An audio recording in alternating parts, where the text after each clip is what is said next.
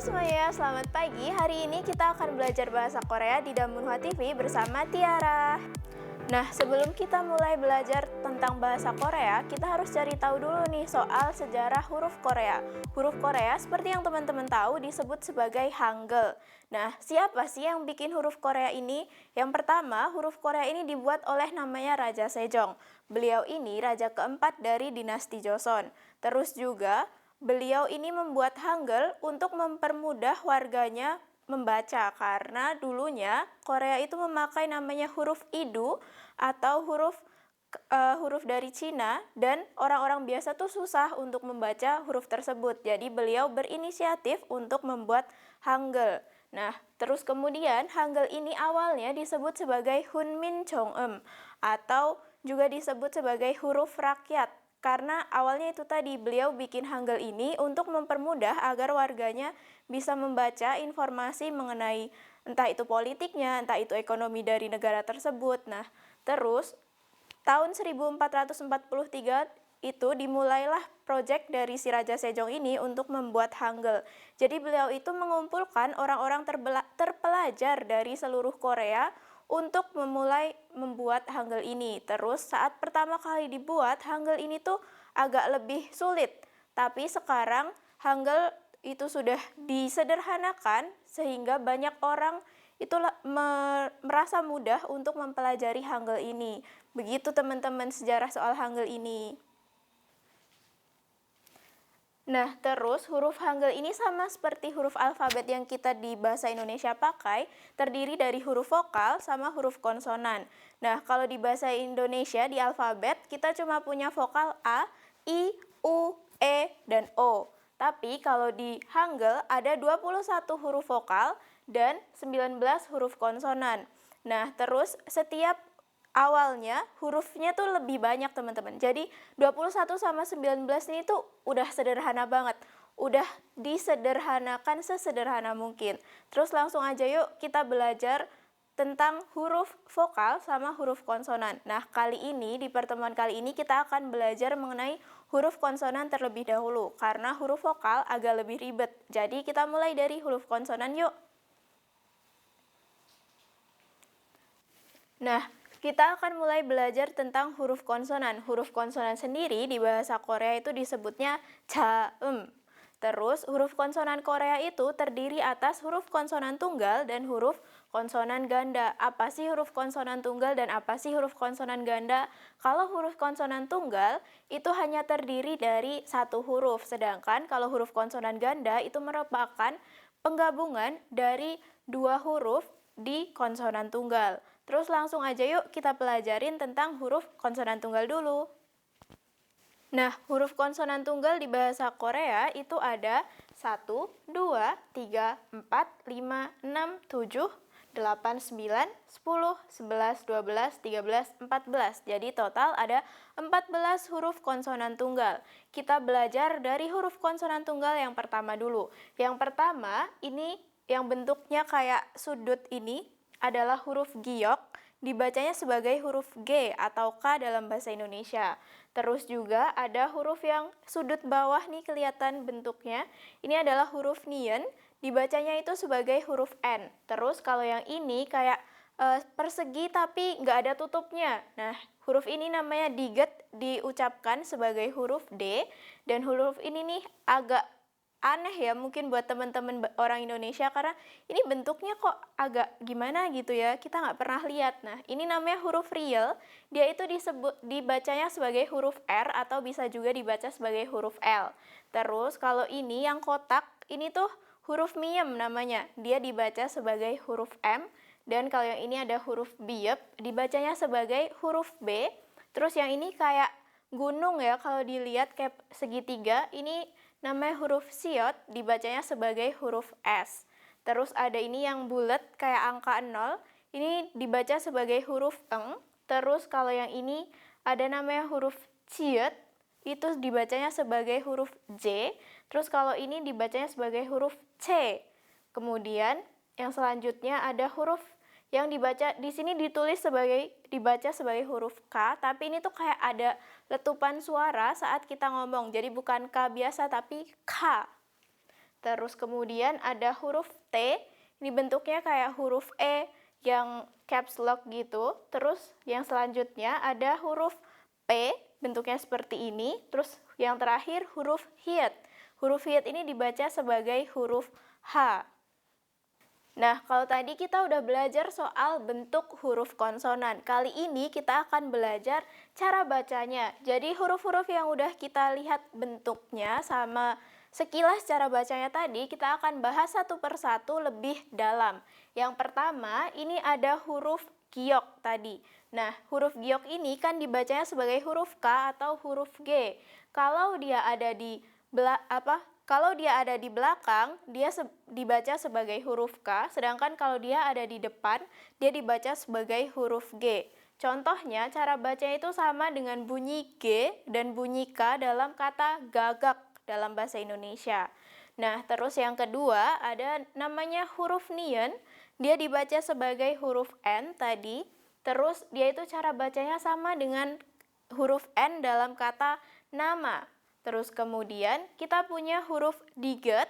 Nah, huruf diget ini kalau ada di depan kata, dia dibaca sebagai huruf D, dan kalau dia ada di belakang kata, dia dibaca sebagai huruf T. Contohnya itu sama dengan saat kita bilang D dalam kata dekat dan juga T dalam kata dekat. Jadi kayak kalau dia ada di depan, dia dibaca sebagai D, kalau dia ada di belakang, dia dibacanya sebagai huruf T. Terus yang selanjutnya kita punya namanya huruf riel. Nah, huruf riel ini dia bisa dibaca sebagai huruf R maupun dibaca sebagai huruf L. Sama dengan huruf-huruf yang sebelumnya, tergantung posisinya. Dia ada di depan atau ada di belakang kata. Kalau dia ada di depan, dia dibaca sebagai huruf R. Sedangkan kalau dia ada di belakang, dibacanya sebagai huruf L. Contohnya, L saat kita ngomong lebar, ataupun R saat kita ngomong lebar juga, kan ada huruf L dan ada huruf R di sini. Terus kemudian huruf yang selanjutnya, yang bentuknya kotak ini, namanya huruf miem, dia dibaca sebagai huruf M, sama saat kita ngomong makan dalam bahasa Indonesia. Jadi M-nya tuh sama kayak M dalam kata makan. Terus kemudian ada huruf, ini namanya huruf biep. Nah, huruf biep ini kalau dia ada di depan, dia dibacanya sebagai huruf B. Sedangkan kalau dia ada di belakang, dia dibacanya sebagai huruf P. Contohnya, huruf B saat kita ngomong bapak dan huruf P saat kita ngomong bapak. Jadi, kalau dia ada di akhir kata, itu harus dibaca sebagai huruf P, sedangkan kalau dia ada di awal kata, itu dibacanya sebagai huruf B ya. Kemudian ada huruf siot yang selanjutnya. Nah, huruf siot ini dibacanya sebagai huruf S. Huruf S sama saat kita ngomong salam dalam bahasa Indonesia. Nah, terus cara baca yang selanjutnya nih, kita punya namanya huruf ieng. Nah, huruf ini dibaca sebagai eng kalau ada di akhir kata, tapi kalau dia ada di awal kata, dia itu nggak ada bunyinya, jadi cuma ada aja dia di situ. Terus cara bacanya itu kayak eng dalam kata yang. Nah, yang kan ada engnya nih. Nah, si huruf yang ini, itu tuh bacanya kayak si eng ini. Terus kemudian kita punya namanya huruf jiet. Nah, huruf jiet ini dibacanya itu sebagai huruf J. Nah, huruf J sama saat kita ngomong jauh dalam bahasa Indonesia. Terus juga kita punya namanya huruf ciet. Nah, huruf ciet ini tuh dibaca sebagai huruf C, sama kayak kalau kita ngomong kata cerah. Terus kita punya huruf namanya huruf kiek. Nah, huruf kiek ini dibacanya sebagai KH. Jadi kayak ada H-nya gitu, kayak kalau kita ngomong khusus. Kalau kita ngomong khusus itu kan kayak bukan khusus tapi khusus ya. Ada H yang nyerempet-nyerempet di huruf K-nya. Terus kita punya huruf tiet. Nah, huruf tiet ini dibacanya itu sebagai huruf T. Sama kayak kalau kita ngomong kata taruh. Nah, hurufnya T di saat kita ngomong taruh itu huruf tiet. Terus kita punya namanya huruf piep. Nah, huruf piep ini dibacanya sebagai huruf P. Sama saat kita ngomong kata pagar. Jadi P dan P. P P dalam kata pagar. Terus kemudian yang terakhir kita punya namanya huruf hiet. Nah, huruf hiet ini kalau dia ada di awal kata, dia itu dibaca sebagai huruf H. Kalau dia ada di akhir kata, nanti kita pelajarin lebih lanjut. Nah, jadi kalau dia ada di awal kata, dibaca sebagai huruf H sama dengan kata hari. H saat kita ngomong kata hari. Terus selanjutnya nih, kita kan tadi udah belajar tentang huruf konsonan tunggal. Nah, sekarang kita akan belajar tentang huruf konsonan ganda. Huruf konsonan ganda itu terdiri dari dua huruf konsonan tunggal yang disatukan. Di sini ada 1, 2, 3, 4, 5. Nah, jadi total ada 5 huruf konsonan ganda.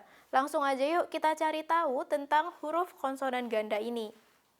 Nah, huruf konsonan ganda tadi kan ada 5. Sekarang coba kita pelajari cara bacanya. Yang pertama, kita punya namanya huruf sanggiok. Nah, sang di sini artinya ganda. Jadi, sanggiok artinya 2 giok. Terus, dia itu lafalnya seperti huruf K. Nah, ini tuh kayak huruf K kalau kita ngomong kakak. Terus, selanjutnya ada namanya huruf sangdiget. Nah, huruf sangdiget ini juga 2 diget, berarti huruf diget yang tadi kita pelajarin ditulis 2 kali. Terus, dia lafalnya itu sebagai huruf T. Sama kayak kalau ngomong nama aku kan Tiara. Nah, saat nulis nama aku pun pakainya huruf ini, Tiara. Terus, kemudian kita punya huruf sangbiep. Nah, huruf sangbiep itu 2 huruf biep yang ditulis berurutan. Terus nulisnya jangan jauh-jauh ya teman-teman. Jadi kayak huruf satu dan yang satunya itu jaraknya jangan terlalu jauh. Terus kalau huruf sangbiep sendiri, dia itu dilafalkan sebagai huruf P. Terus kemudian kita punya namanya sangsiot. Nah, sangsiot ini 2 huruf siot. Terus dia dibacanya sebagai huruf S. Jadi S yang agak ada desisannya gitu, bukan S yang biasa. Terus kita punya namanya sangjiet. Kalau sangjiet ini dibacanya lebih, tulisannya di sini sih J, tapi dia lebih dekat kalau dibaca sebagai huruf C ya. Nah, sebelum kita lanjut ke materi yang selanjutnya, di sini aku punya beberapa kosakata yang teman-teman perlu pelajari di awal. Bukan perlu pelajarin sih, tapi kayak dia itu mengandung huruf-huruf yang udah kita pelajarin tadi. Yang pertama ada kangaji. Kangaji artinya anak anjing. Nah, di sini kita punya huruf giok yang tadi kita pelajarin. Terus ada huruf ieng, 2 di sini, dan huruf jiet. Jadi, kangaji artinya anak anjing. Terus kita punya kosakata selanjutnya, nabi. Nabi itu artinya kupu-kupu. Nah, dari kata nabi ini kita punya huruf nien dan huruf biep yang tadi udah kita pelajarin juga. Terus yang terakhir ada tari. Tari artinya kaki. Nah, kaki atau dari, di sini kita punya huruf diget dan huruf riel yang tadi kita udah pelajarin di saat kita pelajarin huruf konsonan. Nah, tadi kan kita udah belajar tentang huruf konsonan. Sekarang kita akan belajar mengenai huruf vokal. Huruf vokal dalam bahasa Korea disebut moem. Nah, huruf vokal sendiri itu terdiri dari huruf vokal tunggal dan huruf vokal perluasan. Sama kayak huruf konsonan tadi juga ada namanya konsonan tunggal dan konsonan ganda. Nah, kalau huruf vokal ada namanya vokal tunggal dan vokal perluasan. Yang pertama akan kita pelajari adalah huruf vokal tunggal. Langsung aja yuk kita cari tahu tentang huruf vokal tunggal. Nah, huruf vokal tunggal itu ada 1, 2, 3, 4, 5, 6, 7, 8, 9, 10. Jadi total ada 10 huruf vokal tunggal. Huruf vokal tunggal yang pertama, teman-teman bisa lihat di sini ada garis vertikal, terus ada garis horizontal ke belakangnya dikit. Ini dibacanya sebagai huruf A. Terus kalau yang garis horizontal ke belakangnya ada 2, itu dibaca sebagai huruf Ya. Terus berkebalikan nih, kalau huruf ada garis vertikal dan horizontalnya ke depan, itu dibaca sebagai huruf O. Terus kalau garis horizontalnya 2 ke depan, itu dibaca sebagai huruf Yo. Terus kemudian yang selanjutnya kita punya garis horizontal dengan garis vertikal ke atas kayak gini. Ini dibacanya sebagai huruf O. Dan yang garis vertikalnya 2 ke atas itu dibacanya sebagai huruf Yo. Terus kalau ini kelihatan seperti huruf T ya dalam alfabet. Ini tuh dibacanya sebagai huruf U. Terus yang selanjutnya ini ada kakinya 2. Ini tuh dibaca huruf U. Terus yang selanjutnya garis doang, ini huruf E. Dan yang selanjutnya satu garis vertikal itu dibaca sebagai huruf I. Nah, sekarang kita akan belajar tentang cara bacanya huruf-huruf vokal tadi. Di sini teman-teman bisa lihat bentuk hurufnya, terus ada bentuk tulisannya dan juga bunyinya. Untuk bentuk tulisan itu saat kita nulis itu bentuknya seperti apa? Nah, hurufnya kan ini tadi huruf A. Dia kalau kita mau bilang huruf A aja tanpa ada konsonan itu harus dikasih bulat ini. Si bulat ini tadi yang udah kita pelajarin di huruf konsonan, si iyang ya. Jadi iyang tuh menjadi temennya huruf-huruf vokal. Karena huruf vokal di bahasa Korea itu nggak bisa berdiri sendiri. Maka bentuk tulisannya pasti punya si iyang ini. Jadi yang pertama tadi huruf A. Ini bentuk tulisannya. Terus kita punya huruf Ya. Di sini juga bentuk tulisannya teman-teman bisa lihat lagi ada si iyang. Karena iyang ini emang best friend-nya gitu loh sama huruf vokal. Terus ada huruf O. O itu iyangnya ada di depan. Jadi kalau ini ada iyangnya di depan terus ekornya kan ke belakang. Kalau O itu iyangnya ada di depan, ekornya ke depan. Terus yang selanjutnya huruf Yo juga ekornya ke depan ya, bukan ke belakang. Terus selanjutnya ada huruf O. Nah, kalau huruf O ini agak beda sama si Aya, Oyo, karena huruf konsonannya itu ditaruh di atasnya. Terus selanjutnya, cara baca huruf-huruf vokal yang selanjutnya ada huruf Yo. Di sini juga sama seperti huruf O tadi, konsonannya itu ditaruh di atasnya. Terus huruf U juga sama, konsonannya ditaruh di atas garis horizontalnya. Terus huruf U juga ditaruhnya di atas ya. Jadi kalau yang tadi ada A, Ya, Oyo itu ditaruhnya di depan huruf vokalnya. Kalau mulai dari huruf O, ada Oyo, Uyu itu ditaruh di atasnya. Begitu juga dengan huruf E. Nah, huruf E ini kan cuma satu garis horizontal. Jadi huruf konsonannya ditaruh di atas garis horizontalnya. Terus yang terakhir, kita punya huruf I.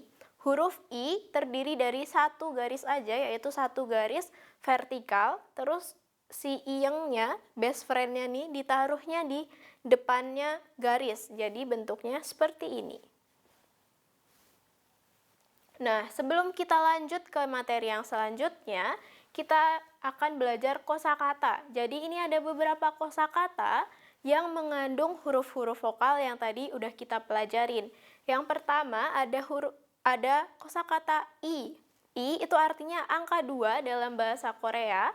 Ini kan ada nih si iyang bersama dengan huruf I. Dibacanya I atau angka 2. Terus yang selanjutnya ada Ai artinya anak. Nah, Ai juga ada huruf vokal A sama huruf vokal I bersama best friend-nya tentu saja si iyang.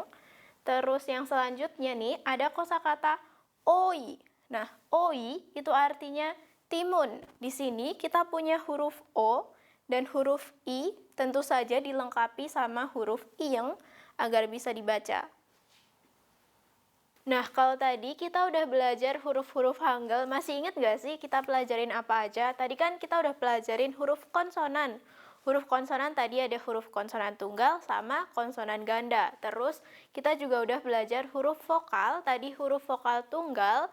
Nah, padahal huruf vokal kan ada 2 ya tadi, vokal tunggal sama vokal perluasan. Loh, vokal perluasannya mana? Vokal perluasan akan kita pelajarin di pertemuan yang selanjutnya. Jadi, terus sekarang aku udah nyiapin nih beberapa kosakata yang teman-teman perlu tahu untuk bisa ngomong sama orang Korea. Jadi kalau ketemu orang Korea, apa aja sih kata-kata yang bisa kita pakai meskipun kita belum bisa ngomong bahasa Korea? Nah, di sini aku udah nyiapin salam atau bahasa Koreanya itu insa. Jadi salam dalam bahasa Korea tadi insa. Nah, kalau di bahasa Indonesia kita kan kalau ketemu orang ada selamat pagi, selamat sore, selamat siang, selamat malam, atau biasanya kita cuma ngomong hai, halo gitu kan. Nah, kalau di bahasa Korea itu tuh ada namanya annyeonghaseyo. Nah, annyeonghaseyo ini tuh bisa dipakai saat pagi, bisa dipakai saat siang, sore, malam, maupun kayak ketemu temen doang gitu, atau hi, halo, simply say hi, hello, itu bisa pakai annyeonghaseyo. Terus kemudian kosakata yang selanjutnya nih, ini juga teman-teman perlu ingat karena ini sering banget dipakai. Kalau di Korea itu biasanya dikit-dikit ngucapin terima kasih. Jadi kayak kita beli ke minimarket, terus kita bayar, kita bilang terima kasih. Nah, terima kasih itu bahasa Koreanya 감사합니다. 감사합니다 itu artinya terima kasih. Nah, ada cara lain nih tapi buat ngucapin terima kasih.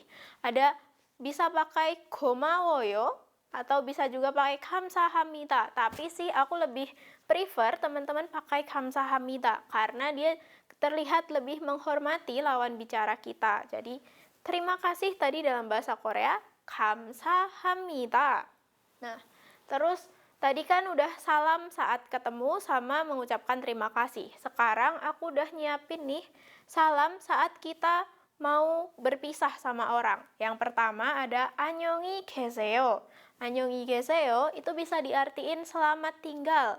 Nah, jadi 안녕히 계세요 ini diucapkan oleh orang yang pergi. Semisal aku pergi nih, terus teman-teman yang ada di tempat tersebut. Jadi aku bilang ke teman-teman 안녕히 계세요.